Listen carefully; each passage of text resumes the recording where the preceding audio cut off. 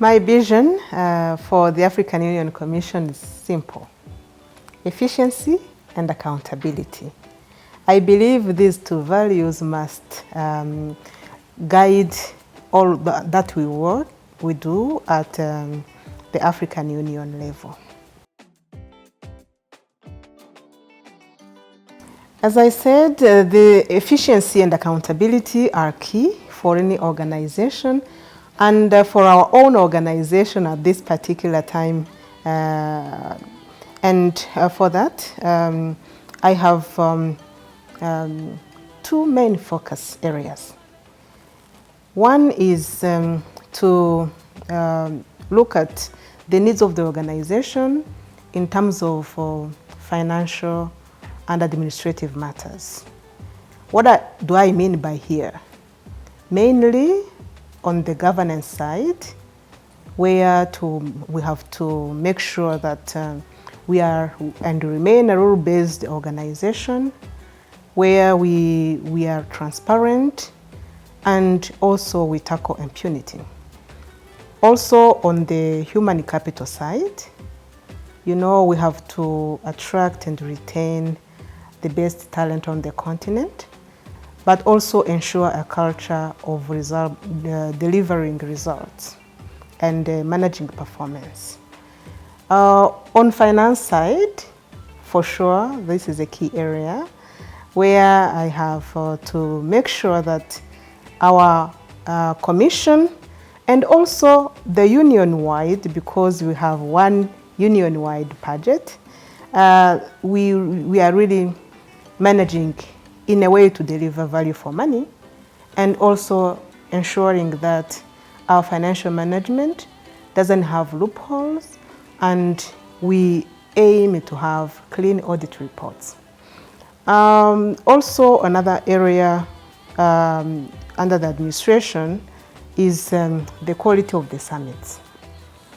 You know, the summits are very important for an intergovernmental process, and we are a multilateral organization, and whatever we aspire as the union happen through dialogue. And our meetings at all levels, from the summit of the heads of state and government to the other policy organs meetings, we must be efficient, we must be focused, we must be meaningful. But above all, we must ensure that the decisions we take are diligently monitored and implemented and duly reported on regularly. So that was really the first focus, which is administration, finance, really general management. But also my other focus is the institutional reform. You know, I'm joining this organization at a critical time where the union is undergoing a deep institutional reform.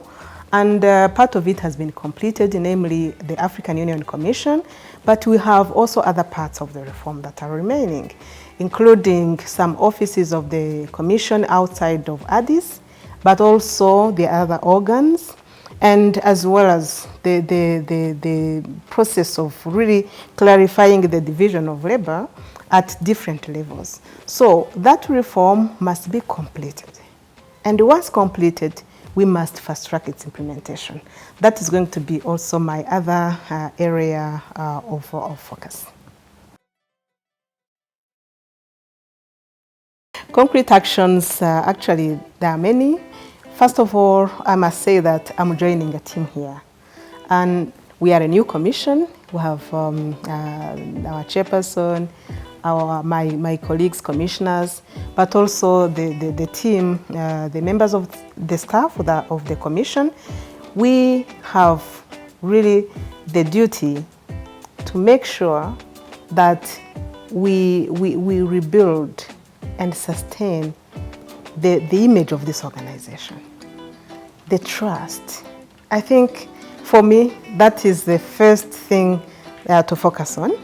It's a short term, but also over the medium and long term, we must sustain this. And how do we go about that? First of all, we need to really start maybe by those easy steps, low-hanging fruits that are there to really build that efficiency and that transparency. I can give you an example. Take the governance in general. Here we are talking of things we can do to really improve, like tackle impunity. We have to look at those outstanding resolutions or decisions or recommendations or even audit queries. Focus on them, implement them. I think the key word here is implementation. We have a lot of things that have been decided, that have been studied, that have been, I would say, recommendations have been put on paper, and we need to take from the paper to reality. And that needs diligent focus, leadership. It needs persistence, because here you have to deal with maybe different cultures or even mindsets. It has really to have an owner, a champion who is really committed to delivering on those decisions that have been taken. I think that's a key aspect, and it cuts across. It cuts across, you name it, whatever, even the reforms we are talking about. I mean, it's been, I don't know how much time that we have a new structure that has been approved. And we need actually to start implementing this new structure of the Commission. Recently, I was engaging the staff in a town hall meeting, and we got their really nice feedback and committed to even doing that more often. And what we see is from the decision to implementation, there are always other decisions to be taken. There are steps like how we are going to recruit. We have implemented a new modern merit-based recruitment system that has gone live in March. We have advertised the positions for the senior executive team, the directors, a director general, and other positions of the middle management are also going to be published soon. So for that, you need really to accompany it with consistent leadership and really making sure that everyone who has a role to play do what they have to do so that you deliver on this. So we are recruiting. We have started recruiting even a skills audit firm that is going to be carrying out this activity of skills audit and competence assessment of the staff, so that we know what decisions we are going to take about the existing staff of the organization. So all that is going to be happening this June onwards. That was just an example I was giving you on the reform, but also on the finance side, for instance. We are now in a process of budgeting. And when we undergo that process, we are learning a lot of things. We are learning, for instance, that we are challenged in terms of our capacity to deliver. Even our result-based management system is challenged, because we must demonstrate that for every dollar that member states and other partners are paying, what are we delivering out of it? What are those tangible results we are getting? And how can we improve implementation capacity so that we stick on the plan and execute it really at the satisfactory level?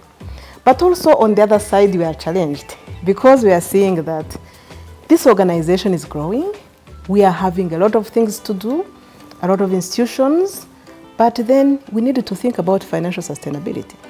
Where are we going to get those resources to do all that we need to do? So an exercise of reprioritization has to come in. And how do you drive this across the union, not just the Commission? That's a work that is needed. It requires leadership. It requires coordination. It requires engagements. It requires really thinking out of the box so that people can really know how to focus, how to prioritize, how not to overlap, and how really to pick those initiatives that are going to be unblocking conditions for the countries to implement on the ground, and things that citizens can feel and testify that actually change is happening. So I can go on and on with examples, including organizational culture change. That's another critical area. You know, this is an organization that really relies on human capital for most of its work, because its brain, its thoughts, its processes, its engagement, its negotiation. So how do you make sure that your human capital is actually motivated? They are actually living the values of the organization. We are having a deficit in how we are living the value of Pan-Africanism, putting Africa first. I mean, in all that we do, we must not be seen like wasteful or negligent or just minding about meetings, but what is coming out of those meetings? You know, those are the things that we have to go through, and I have started together with my colleagues at the Commission to implement some of the initiatives, but this is a long haul. So you can have initiatives over the medium term, over even the long term, because it's all about transformation, and transformation takes time.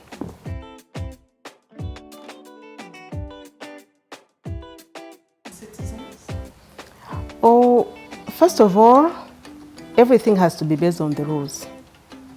So we have key legal instruments like the staff regulations and the rules, financial regulations and the rules. These are key because they embody what the member states, the policy organs actually, what are the principles they want us to abide to and really do our business within. But the lacking or the missing bit is actually from these legal instruments, how do you operationalize them? We still have a gap there, which I think focus is to be put there. We have started to come up with policies, with the manuals, with even standards of procedures on how you operationalize this. You find that most of the time the issue has been in how we follow through in the implementation of these rules and regulations. And there you don't only have the systems and the policies in place, but also you mind the right capacity of the people behind those rules and procedures. If you want, for instance, financial control.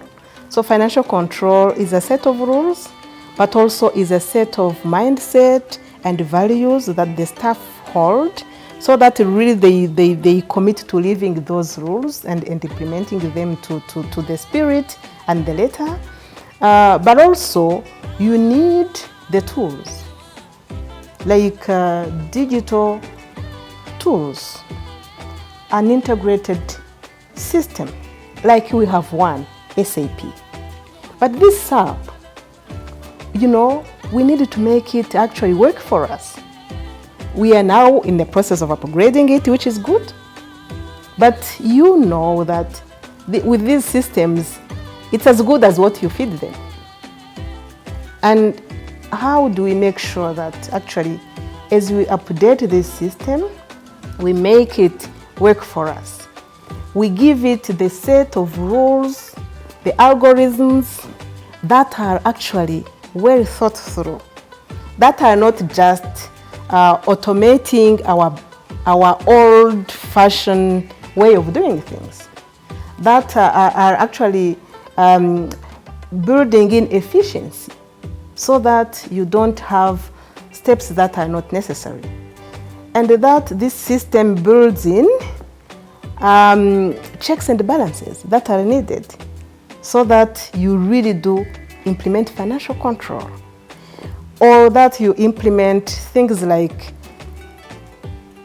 can you have a system where if you commit to certain service level agreements, like this is our charter, we'd never exceed maybe 2 days when you are treating this type of file.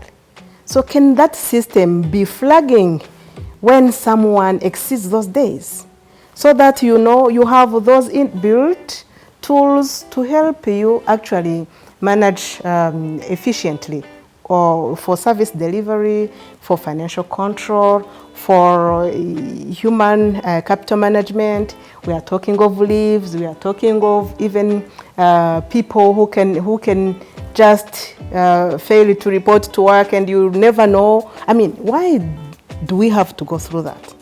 I think that is really the first thing. Make sure that whatever rules we have, we are committed to living them, but we are supporting them with the policies and the manuals and the processes and procedures and tools that are going to enable us actually to check that we are living those rules. That's number one. Second is really the issue of human capital development. I think it's key.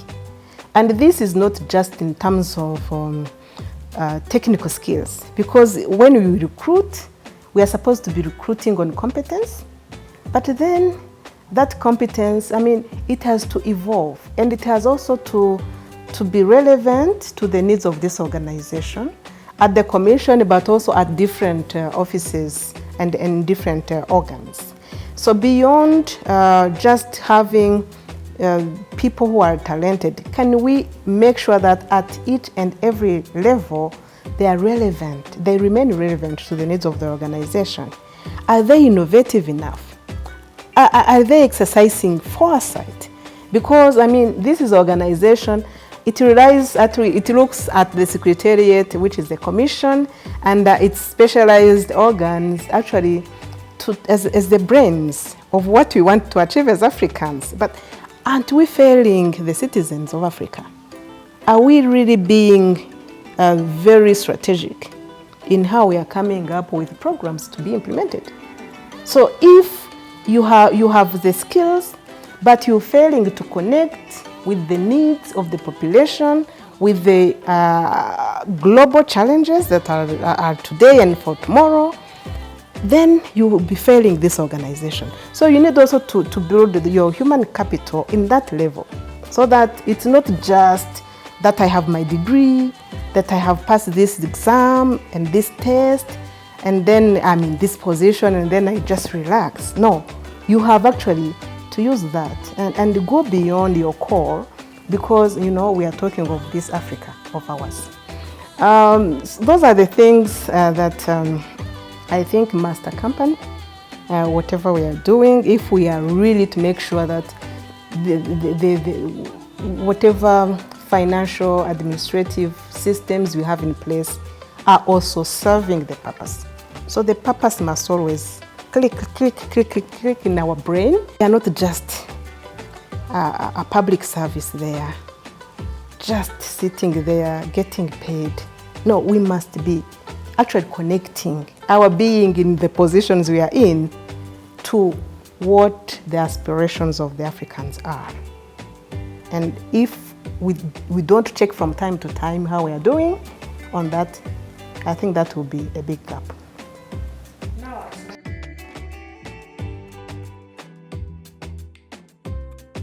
I'm not just a woman, but I also happen to be a woman who seeks to empower other women. And I believe in the power of women for just simple mathematics. You know, we are more than majority of the citizens of Africa. And women in Africa, you find them really delivering in all the sectors, including mainly the agriculture sector. You know, this sector feeds us. This sector ensures that the nutrition needs of the families are catered for. And you find them in all other sectors like trade, mainly informal trade, unfortunately, up to now. They are in education. You know, look at these teachers.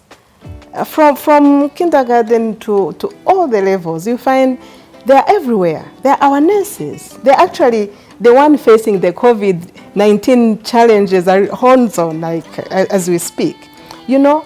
And these resources are very critical. And women are in leadership now, you know, although we still have a gap at the African level to meet our commitment of parity. I'm glad that at the Commission, at least, we have that in the senior management of the Commission, but we are still facing challenges.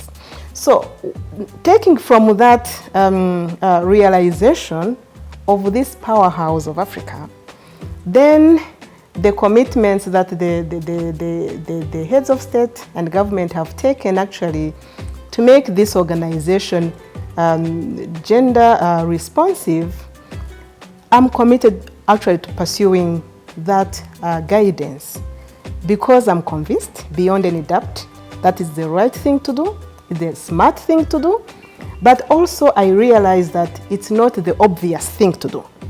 And we need to go beyond the numbers in terms of knowing that yes, we have this percentage of women and that percentage of men in the organization, but we ensure that whatever we deliver, we mainstream gender. So mainstreaming gender goes beyond actually rebalancing our workforce in terms of women and men. It also goes beyond to actually thinking, as we procure as an organization, how much are we procuring from women? As currently, I don't know. And we need to know these numbers. Like when we are training or we are implementing different programs on the ground, how much of the budget of the member states or the partners actually accrue to women versus men? We need to be counting that. So what we are doing with our system, AMERT, we are actually calibrating it so that we make it mandatory for the different units to, as they feed in the system, they also, we have a key to track that. So that at the end, in monitoring, we can add up and see how much has gone to women. So that gender mainstreaming is the concept that I want to drive across the organization, at the commission, but also the union-wide budget. You know, because it's just beyond the numbers. The numbers were good, and our MBRS, that merit-based recruitment system, and the SAP can just give us the data. And the recruitment quota policy has actually taken care of that in terms of ensuring that gender, and actually the youth is also catered for at the recruitment stage. So we'll be knowing the numbers in terms of staff. But beyond that, let's mainstream gender across all our activities.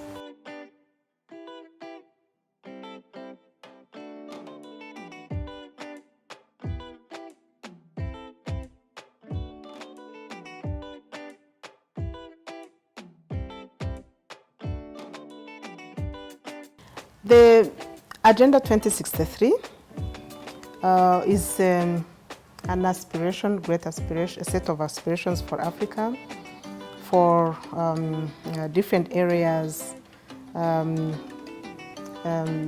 You know, Africa really being in the driving seat in our economy, in our political areas, in our infrastructure integration, in our actually having and claiming and maintaining that voice in the global scene and the other areas. It's the best way, and I think that's what the African Union Commission and actually the African Union in general has come up with, is to break it into manageable long-term plans, like 10-year implementation plans that actually are even broken further into 3-year implementation plans. As we speak, by the way, we are in a period where we are completing the first 10 years and in the process of actually looking back and starting to think about the next set of 10 years and what is going to be the activities there. So there has been a number of flagships that have been, projects that have been defined to be pursued, just to inspire I would say the involvement of everyone, especially the countries where the actual implementation takes place.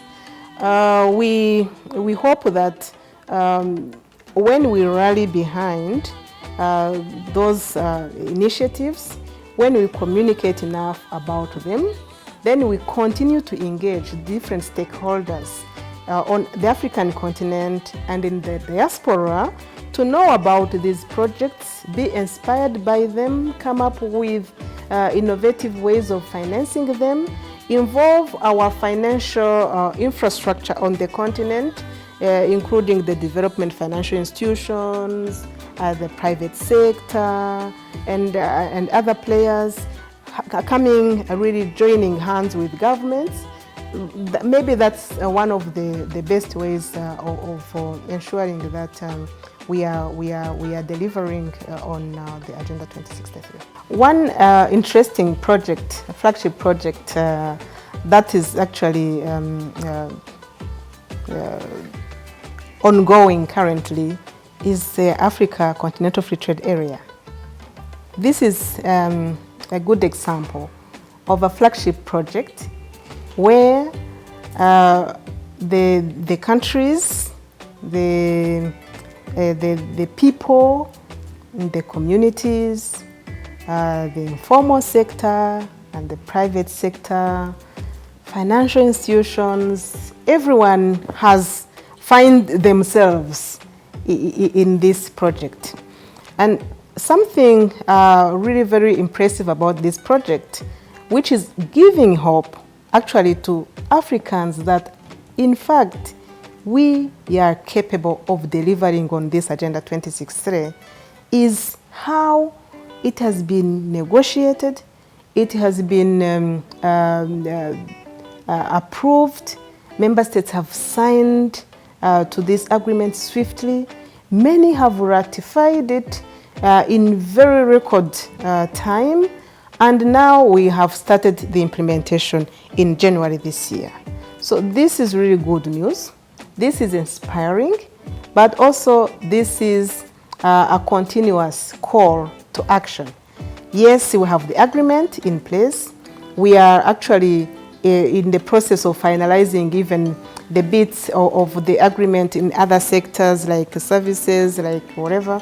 So work continues, but as we do, we should make sure that we get prepared.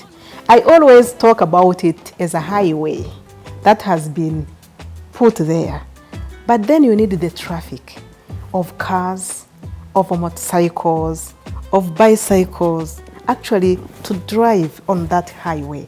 How are we getting prepared so that our productive systems in our different countries actually are able to find, to take benefit of this market? How are we dealing with the cross-border digital payments so that we can accompany the trade in this time of COVID, where, for instance, it's not easy to and advisable to handle everything in cash? How are we ensuring the movement of people across the borders? How are we building infrastructure so that this market can be serviced? This is really a good example, inspiring, but also telling us that, you know, we have to be more systemic in terms of approaching this Agenda 2063.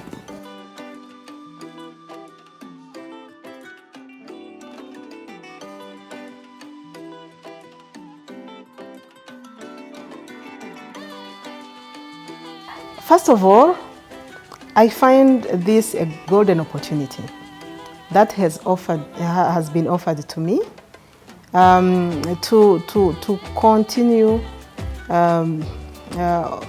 to grow in this purpose-driven leadership. And also my background professionally and in government from my home country, and the civil society there, in the private sector, I've been most of the time finding myself really in areas where promoting economic growth, promoting financial inclusion for all, for women, for the youth, for SMEs, for agriculture, and also really transforming societies so that we can live a better life.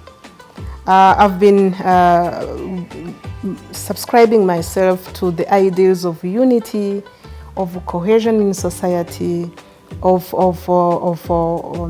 really capable and leadership and integrity. So this is an opportunity actually to avail that background that I carry in me and with me to the service of Africa. And it's a wider platform than a national platform.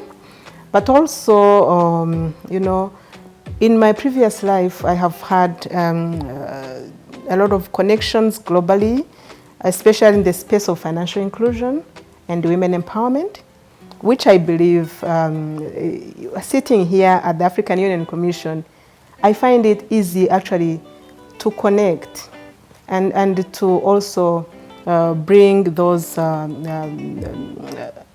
say, connections to benefit the work we are doing at the Commission.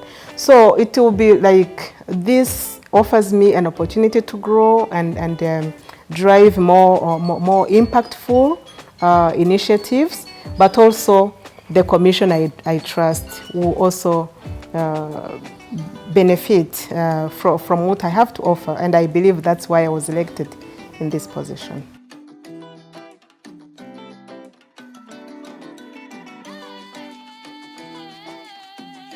I always do have a message for the youth. The first message to the youth is always focus on education. Education is key, and it's a key to opening many, many doors. And you don't have to mind about what I'm what I'm studying. It doesn't matter, whatever.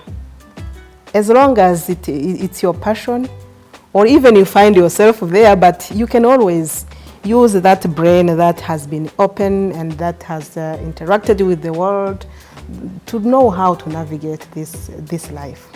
Second message is with regards to Africa. As I said, Agenda 2063 is actually more for you than for anyone else, and it cannot be better shaped without you. At the Commission and in our rules and policies, our policymakers have made it sure that actually there is room for youth. Actually, we have that target of 35% of youth in our staff. But that's only how many staff? I mean, it's less than 1,000, maybe a few hundreds, you know. But not every one of you will find his or her way to the African Union to work for it in that capacity as a staff. But you have the capacity to actually work with it. You are the youth in Africa, you are the youth in the diaspora. This Africa is yours. And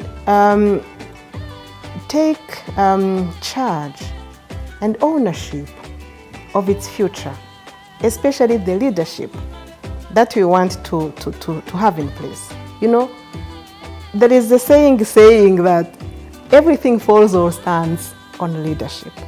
So whatever outcomes our youth want on the African continent, they have also a role to play in making that happen. I have seen in my country how the youth has liberated a country from a genocide and from a leadership dispensation that was not inclusive. So I can see also youth delivering it in other countries as well. So the youth has a big role to play in the economy. You know, we are talking of a digital age. This is the age of the youth actually. We call them the .com of today.